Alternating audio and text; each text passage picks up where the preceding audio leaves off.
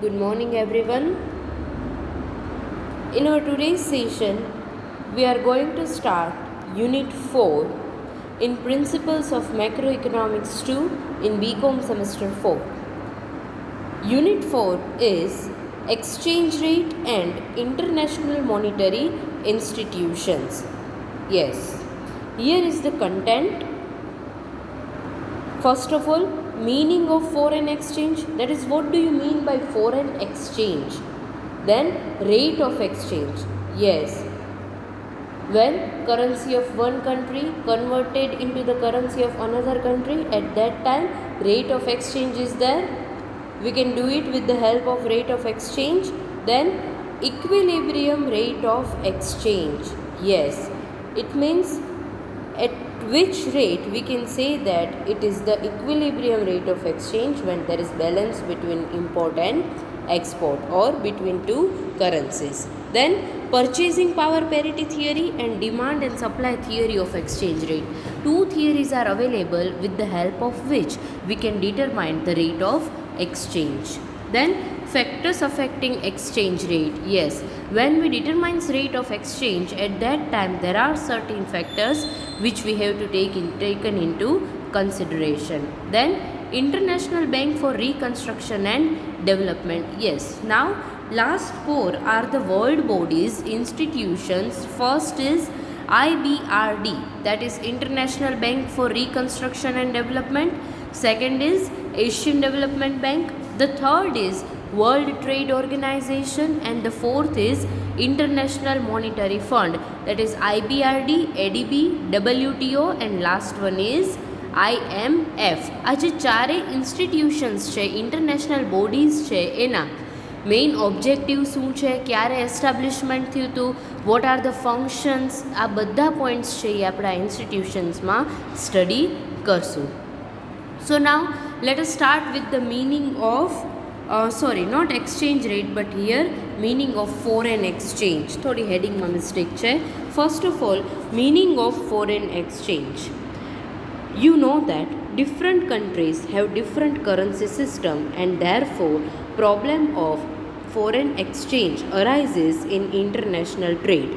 Yes, foreign exchange no problem છે ને, when there is international trade, at that time this problem arises. Otherwise, if we talk about the internal trade or inter-regional trade, currency is equal in all the whole country. કોઈ પણ country છે, in ક્યારે પણ આપણી country છે India, તો ઇન્ડિયાના કોઈ પણ રિજનમાં જાઓ તમે, રૂપીઝ જ ચાલે. તો સેમ કન્ટ્રીના ડિફરન્ટ રિજનમાં કરન્સી ઇસ્યુ નથી હોતો. But if we talk about the international trade, at that time the problem of exchange arises. એટલે foreign exchange ક્યારે આવશે, જ્યારે international trading હોય and when there is difference between the currency of the two countries. And in international trade, different system of currency prevails in different countries and arises the question of converting the currency of one country into the currency of another country. It means જ્યારે international trading થાય છે અને બે country છે એની currency different છે, at that time problem of foreign exchange arises. So at that time we can do it with the help of exchange rate. So foreign exchange means what? It is a mechanism of the ways and means by which payments in connection with international trade are effected. Yes, એટલે international ટ્રેડની સાથેમાં જ્યારે બે country વચ્ચે trading થાય છે, at that time પેમેન્ટ્સના જે problem create થાય છે ને, એ પ્રોબ્લેમ્સ છે એ અરાઇઝ થાય છે. બટ એની માટેનું સોલ્યુશન છે, that is foreign exchange or rate of exchange. As per Thomas, foreign exchange is that branch of the science of economics in which we seek to determine the principles on which the people of the world settle their debts one to the other.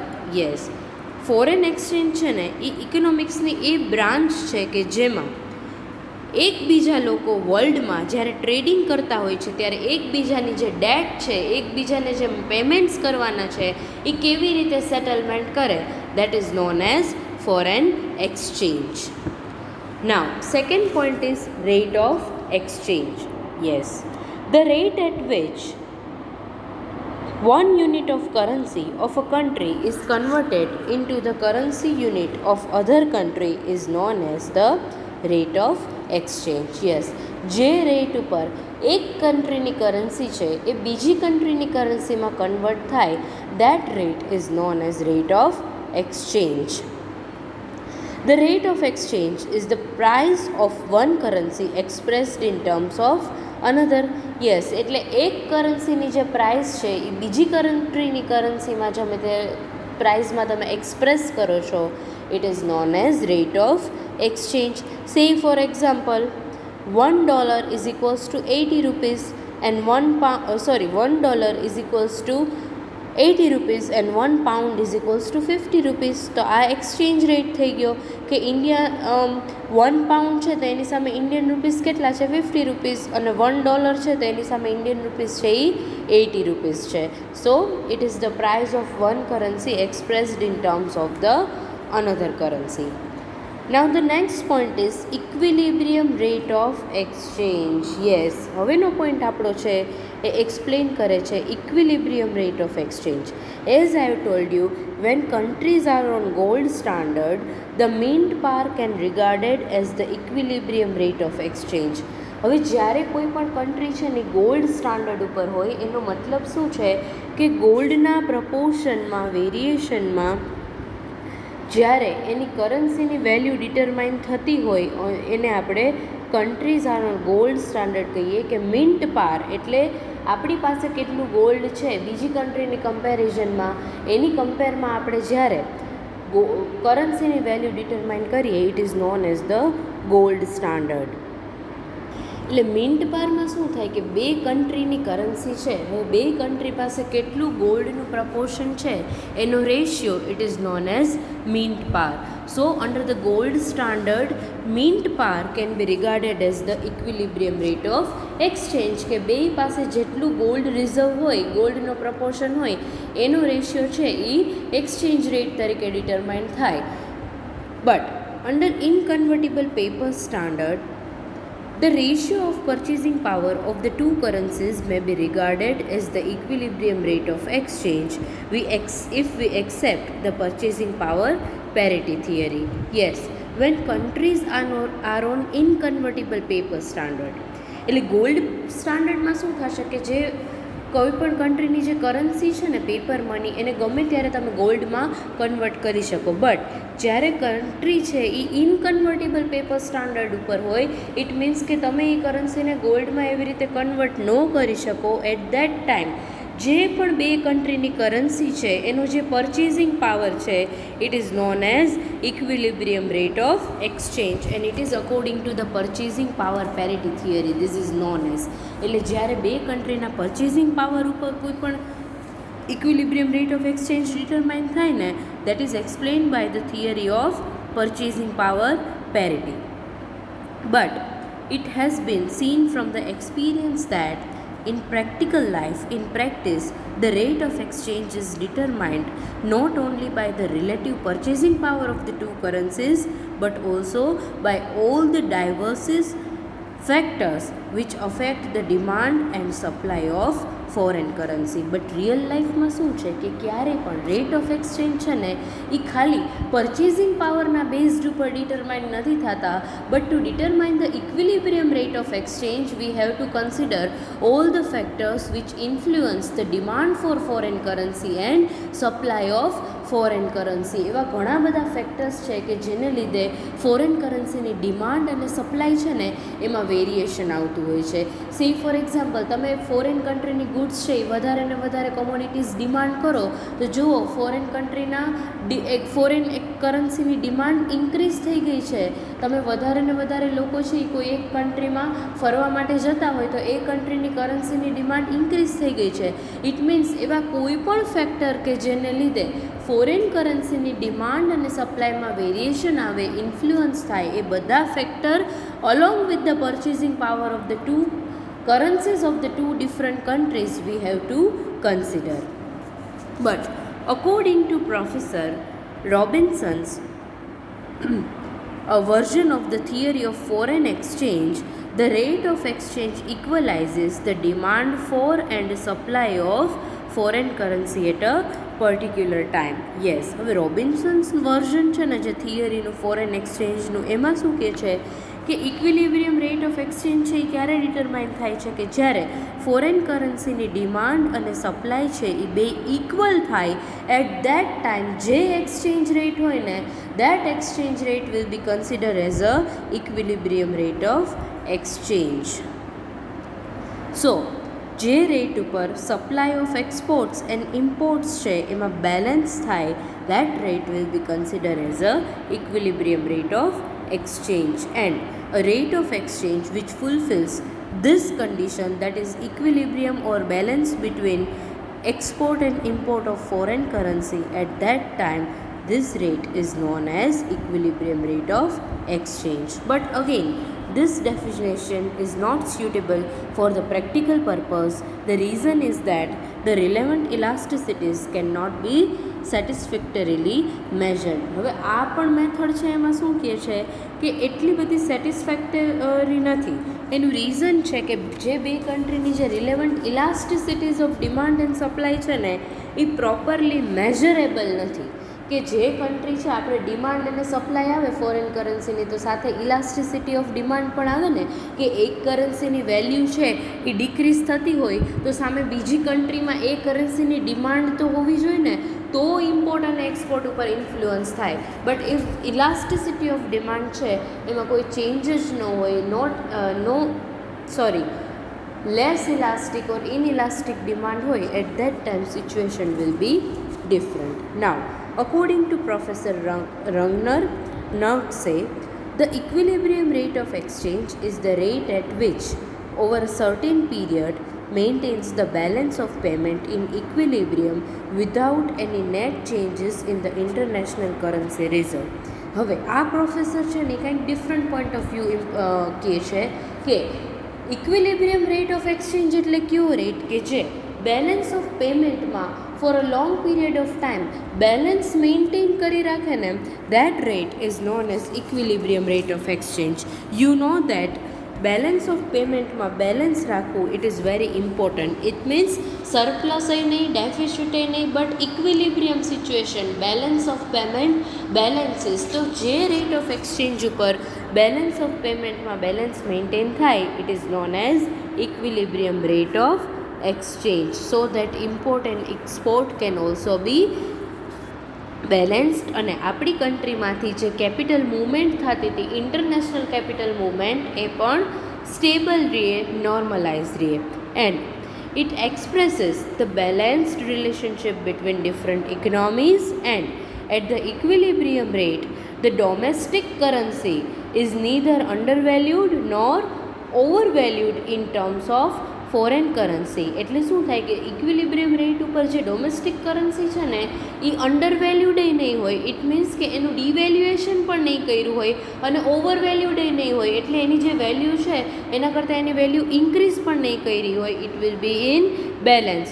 That is, it neither gives artificial stimulus to export nor puts artificial restriction on the imports. એટલે આ rate of exchange ઉપર તમારે અનનેસેસરીલી એક્સપોર્ટને influence stimulate નથી કરવાનું અને import ઉપર કોઈ પણ જાતના રિસ્ટ્રિક્શન્સની પણ રિક્વાયરમેન્ટ છે નહીં. સો in other words we can see that the equilibrium is a neutral because it does not create artificial export advantages or disadvantages. એટલે ઇક્વિલિબ્રિયમ રેટ ઓફ એક્સચેન્જ છે ને એ ન્યુટ્રલ છે, એના થ્રુ આર્ટિફિશિયલ એડવાન્ટેજીસ કે disadvantages કાંઈ પણ create થતું નથી. નાઉ one important point to be noted over here is that equilibrium rate of exchange can be achieved in short period or not. So the answer is that equilibrium rate of exchange cannot be achieved in the short period of time. For that, long period of time is important. Equilibrium rate of exchange જો determine કરવો હોય ને તો એ long period of ટાઈમમાં જ થાય, short પીરિયડમાં ક્યારેય આ વસ્તુ પોસિબલ નથી. It is only under the long period of time during which the rate of exchange can be maintained in equilibrium in the balance of payment. If the period of time is less than a year, એક વર્ષ કરતાં ઓછો period હશે ને તો seasonal fluctuation આવશે. You know that season wise છે એ ડિમાન્ડમાં change થતો હોય, સપ્લાયમાં ચેન્જ થતો હોય, તો એને લીધે ઇક્વિલિબ્રિયમ રેટ ઓફ એક્સચેન્જ છે એ ફરીથી ઇન્ફ્લુઅન્સ થશે. So because of the seasonal fluctuation there will be influence in the equilibrium rate of exchange and it will change according to this fluctuations. So the period should be long enough to eliminate all those influences, and by that we can maintain the equilibrium rate of exchange in the long period of time. એટલે એવા બધા ઇન્ફ્લુઅન્સીસ કે જેને લીધે trade cycle create થતી હોય ને એ બધા ઇન્ફ્લુઅન્સીસને સેટ થવા માટે આપણે પૂરતો સમય આપવાનો છે. You know the meaning of business cycle or trade cycle, right? Alternative waves of expansion and contraction. આપણે રેન્ડમ ફ્લક્ચ્યુએશન, સિઝનલ ફ્લક્ચ્યુએશન, આવા બધા ફ્લક્ચ્યુએશન્સ ભણ્યા હતા. તો આ બધા ફ્લક્ચ્યુએશન્સ છે ને એને સેટ થવા દેવાના અને પછી જ we can determine the equilibrium rate of exchange, so that we can say that equilibrium rate of exchange cannot be determined in the short period of time. For that long period of time is required. ઘણા economist છે એ 2 or 3 yearsનો time છે એ suggest કરે છે, but some economist consider the period between 5 to 10 years for determining the equilibrium rate of exchange. So different economists suggest different time duration for maintaining the equilibrium rate of exchange, which can maintain balance in the balance of payments. Now, according to Professor Ham, the equilibrium rate of exchange should confirm the following criteria. Yes, equilibrium rate of exchange છે ને એ અમુક criteria છે કે એ ક્રાઇટેરિયાસ છે એ fulfil થવા જોઈએ. then and then we can consider this rate as a equilibrium rate of exchange. The first is the rate should be compatible with an average degree of domestic stabilization. Yes, જે equilibrium rate of exchange છે ને એ domestic stabilisation છે એને maintain કરવા માટે કમ્પિટેબલ હોવો જોઈએ. સે for example, higher level of unemployment in the country as compare to the other countries indicate a mistake in the ratio which is not or is no longer the equilibrium rate. કદાચ આપણી કન્ટ્રીમાં બીજી કન્ટ્રીની કમ્પેરિઝનમાં અનએમ્પ્લોયમેન્ટનો ratio છે ને એ વધારે હોય તો એનો મતલબ એમ થયો કે તમે જે રેટ ઓફ એક્સચેન્જ ડિટરમાઇન કર્યો છે ને ઇટ ઇઝ નોટ પ્રોપર. જે રેશિયોથી, જે રેટથી તમે આ રેટ ઓફ એક્સચેન્જ ડિટરમાઇન કર્યો છે એમાં કાંઈક મિસ્ટેક થઈ છે. If four a long period of time more unemployment is there in your country as compared to the other countries. The second point is the maintenance of equilibrium rate over a sufficient period of time should not require exhaustion of the country's reserves of foreign exchange or gold. Yes, this point is very interesting. અહીંયા એવું કહે છે કે equilibrium rate of exchange છે ને એ એવો હોવો જોઈએ કે એને મેન્ટેન કરવા માટે થઈને કન્ટ્રીના જે રિઝર્વ છે of foreign exchange or gold, દરેક કન્ટ્રી પાસે છે ને ફોરેન એક્સચેન્જ રિઝર્વ હોય છે અને ગોલ્ડ રિઝર્વ પણ હોય છે. તો equilibrium rate of exchange maintain કરવા માટે થઈને તમારે આ ફોરેન એક્સચેન્જ કે ગોલ્ડ રિઝર્વ છે એને ક્યારેય યુઝ નથી કરવાનું. And there should also not a drastic credit contraction which would conflict with the above criterion. એટલે શું થશે કે ક્યારેય ક્રેડિટ કોન્ટ્રાક્શન ન થવું જોઈએ for maintaining the equilibrium rate of exchange. It means તમારી કરન્સીની જે ક્રેડિટ કોન્ટ્રાક્શન છે એના થ્રુ શું થશે કે એક તો શું થયું કે આપણું ફોરેન એક્સચેન્જ રિઝર્વ છે એ ડિક્રીઝ થયું, ગોલ્ડ રિઝર્વ ડિક્રીઝ થયું અને ક્રેડિટ કોન્ટ્રાક્શન પણ થયું. તો આના લીધે તો ઇકોનોમી ઉપર એડવર્સ ઇમ્પેક્ટ પડે. Sometimes it happens that in order to correct the adverse effect in the balance of payment, that is if there is deficit in the balance of payment, so sometimes it may happen કે આ ડેફિસિટને remove કરવા માટે થઈને country પાસે જે past reserves છે ને ફોરેન એક્સચેન્જ રિઝર્વ્સ એ અને ગોલ્ડ રિઝર્વ્સ છે એને યુઝ કરશે. અને sometimes also country implements the deflationary policy. આ ડેફિસિટને રિમૂવ કરવા માટે ઇફ યુ રિમેમ્બર આપણે measures to remove deficit in the balance of payment એમાં આ પોઈન્ટ સમજાયા હતા, ડિવેલ્યુએશન ઓર ડિફ્લેશનરી પોલિસી, કે જેમાં તમે તમારી કન્ટ્રીમાં જે બધી વસ્તુના પ્રાઇસીસ છે ઇમ્પોર્ટને એક્સપેન્સિવ કરી દો છો અને એક્સપોર્ટને ચીપ કરી દો છો, ઓર ડેલિબરેટલી તમે તમારી કરન્સી છે એની વેલ્યુને ડિક્રીઝ કરી દો છો in terms of foreign currency, તો આવું ન થવું જોઈએ. એને લીધે તો કન્ટ્રી ઉપર એડવર્સ ઇમ્પેક્ટ આવે. So if you want to rectify the deficit in the balance of payment, you should not use the past foreign exchange reserve of the country or the gold reserves, or you should not devalue your currency, that is deflationary policy પણ implement કરવાની નથી.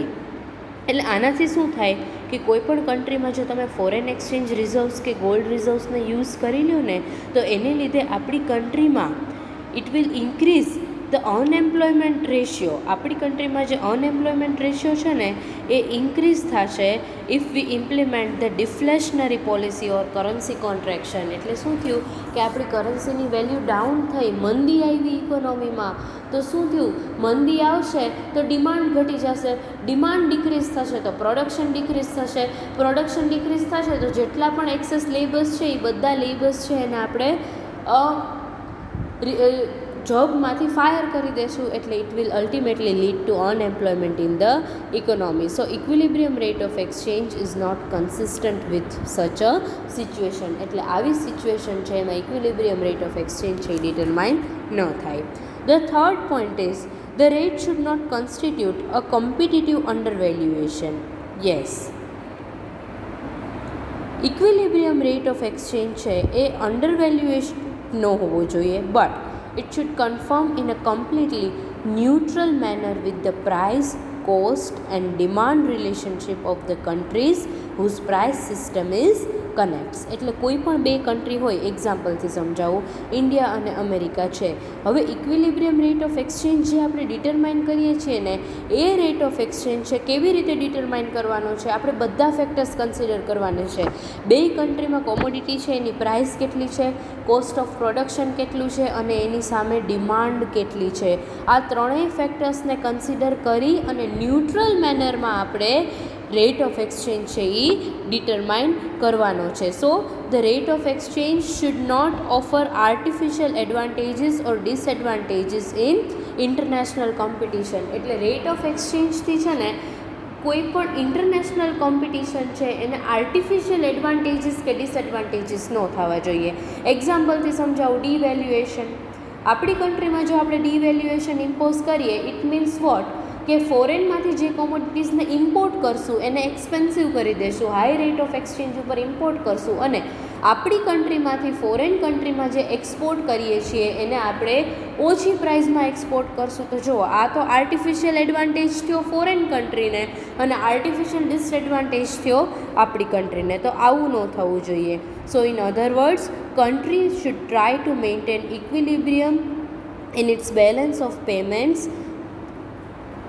by adopting artificial measures like tariff, quotas to restrict import. એટલે આપણે આજે વાત કરી હતી કે આપણી કન્ટ્રી શું કરે છે કે ઇમ્પોર્ટને રિડ્યુસ કરવા માટે અને એક્સપોર્ટને ઇન્ક્રીઝ કરવા માટે for maintaining the balance of payment એ કોટા ઇમ્પોઝ કરે છે, ટેરિફ ઇમ્પોઝ કરે છે, but equilibrium rate of exchange છે is not consistent with such a situation.